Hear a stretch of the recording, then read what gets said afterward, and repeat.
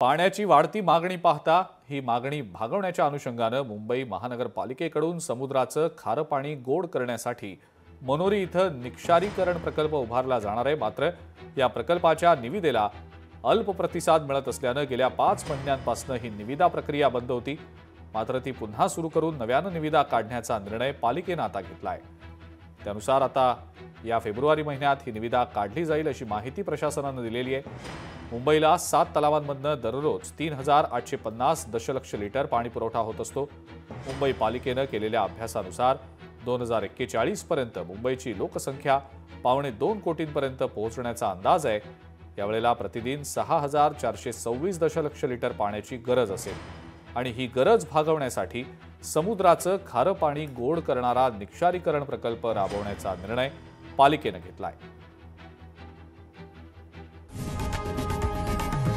लोकशाही मराठी ऐका, पहा, जागरूक रहा।